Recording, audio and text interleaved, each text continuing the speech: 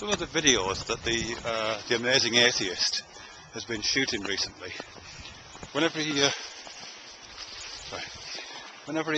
uses a swear word, particularly when he uses the word fuck, instead of swearing he puts a sound effect on it, so it's like a gunshot usually. You can see his lips move, and you can sometimes see the first or last syllable, but but you hear the sound of the gunshot. I'm not really sure what that's about, really.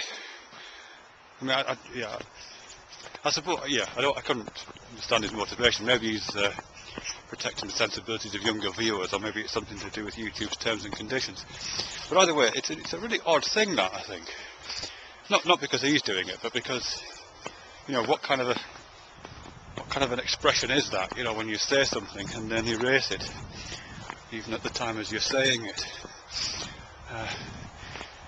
Because it's not that he's not saying it, but at the same time he's also not saying it.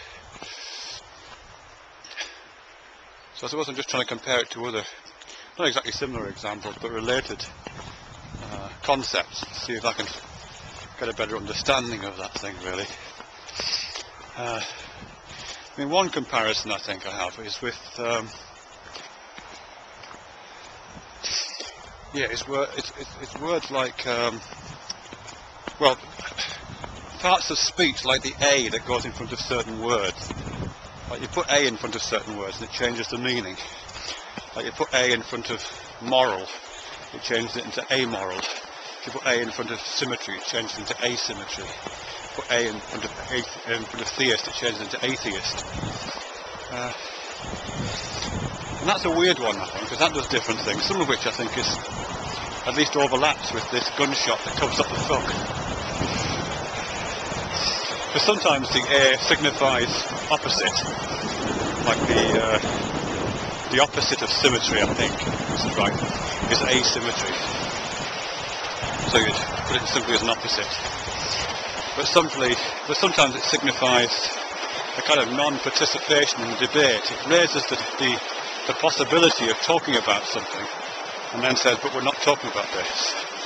And I think that's the case with the A that goes in front of the word moral.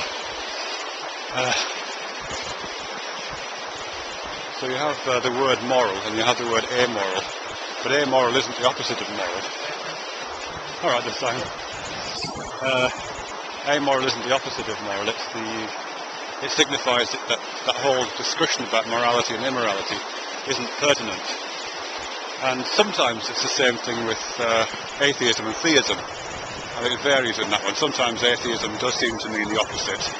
It does seem to signify the opposite, what Anthony Flew calls positive atheism.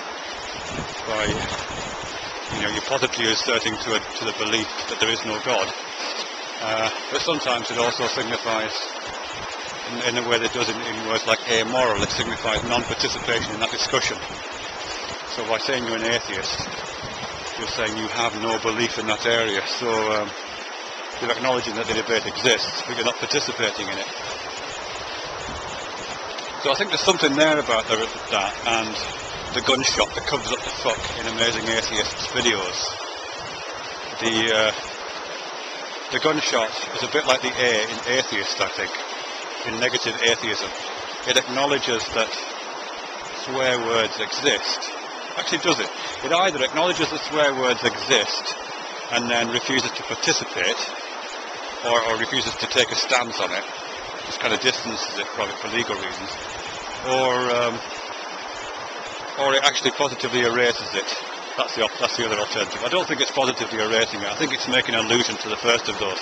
I think it's trying to say, yeah, we all know what the F word means, and we all know that I could be saying it at this point, and I'm kind of saying it, and you're kind of hearing it, but at the same time it gives you a kind of plausible deniability factor. The other example is one that Slavoj Zizek talks about. I love Slavoj Zizek, great. I even like saying his name. He talks about the idea of the undead, vampires and such. He says saying something is undead is not it's not the same as saying something is alive. So it isn't just signifying the opposite, it's doing something else. Because obviously if something is undead under normal circumstances it would be alive. but the undead isn't. The undead, when you say something's undead, you acknowledge the